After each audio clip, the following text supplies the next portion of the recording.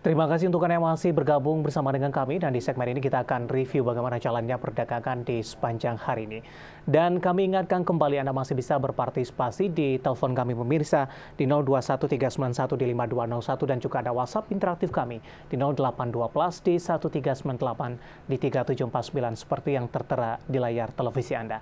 Dan saat ini kami sudah terhubung melalui Zoom bersama dengan Bapak Dimas Pratama selaku analis teknikal Bahana Sekuritas. Kita akan langsung sapa saja Pak Dimas. Selamat sore, apa kabar Pak? Halo, sore Mas, kabar baik.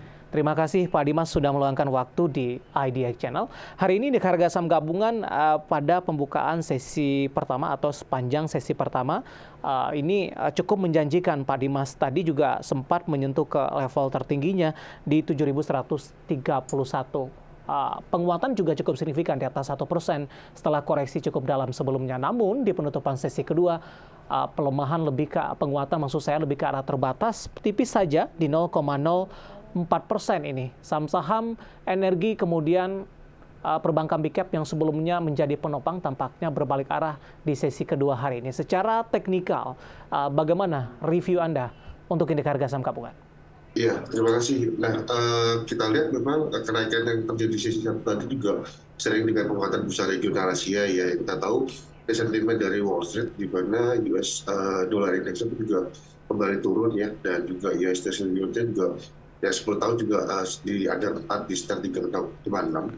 Nah, ini yang akhirnya mendorong kenaikan dari equity market sendiri dan juga dari Wall Street. Selain itu juga dari tenaga kerja Amerika yang kita tahu sentimen kan memang agak ini ya melemah ya, permintaan penyerapan tenaga kerja itu juga berpeluang pelaku pasar menganggap kemungkinan kenaikan suku bunga sudah nggak akan agresif kembali. Nah, ini akan menjadi booster kenaikan IHSG.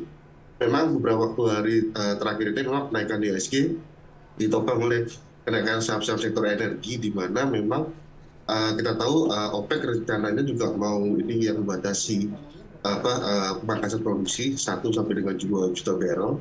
Dan juga kita tahu dari sektor dari Eropa sendiri itu pun juga kita tahu sudah masuk musim winter, dan ini juga nampaknya juga akan mendorong permintaan sektor energi. Kita tahu memang pasokan dari gas ke Eropa sendiri kan sudah ini ya udah agak terganggu ya karena pasca kebocoran dari pipa Gazprom sendiri. Nah, akhirnya membuat kenaikan di saham-saham sektor energi.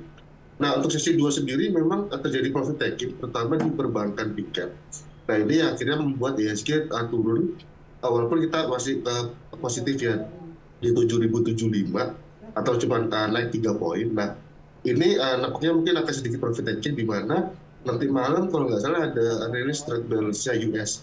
Nah, ini yang mungkin diantisipasi oleh pelaku pasar juga. Jadi memang saat ini cenderung mungkin akan sedikit konsolidasi dulu. Range pergerakan indeks masih nggak akan jauh dari level 69 sampai dengan 7.150. Baik, untuk perbankan big cap, Pak Dimas, rotasi pergerakannya memang cukup cepat ini dibandingkan dengan perdagangan sebelumnya.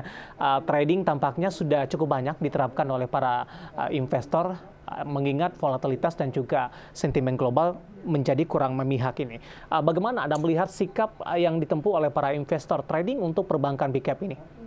Ya, kalau kita lihat kan basis kita sebenarnya kan ekonomi di dalam negeri ya Mas, di domestik. Nah, sebenarnya kalau kita lihat dari penyaluran kredit sendiri yang di bulan September atau Agustus kemarin itu masih tumbuh positif ya, masih sekitar 10%-an, dan itu juga optimisme terhadap pemulihan ekonomi sendiri, di mana GDP kita masih konsisten di atas 5% ya. Nah, ini juga akhirnya perbankan pun ekspansif. Nah, memang kalau yang kita lihat perbankan pun juga nantinya akan menjadi salah satu saham pendorong IHSG, di mana memang saat ini kesempatan kita untuk mendapatkan barang-barang lebih murah lagi karena kita dikasih harga diskon lagi untuk hari ini.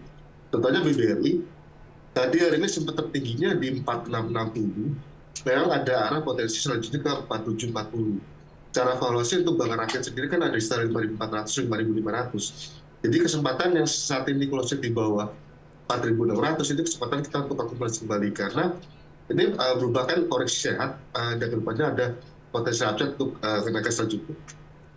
Dari perbankan lainnya, kalau kita lihat dari BBRI sendiri, saat ini masih bergerak konsolidasi di range sekitar 8.800 sampai dengan level 9.000, di mana untuk ke depan ada potensi upside paling tidak sampai dengan 10 ribuan. Jadi saat ini investor juga bisa cermati selama terjaga di level 8.800 sampai dengan 9.000 boleh dilakukan Mas.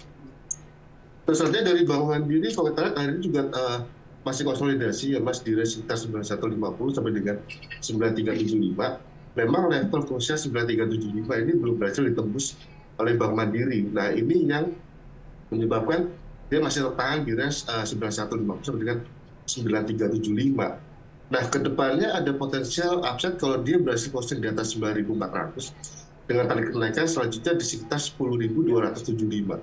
Jadi saat ini pun masih cukup rendah sekali ya dari kenaikan harga Bank Mandiri sendiri. Selanjutnya untuk BBCA sendiri, kalau kita lihat juga sama.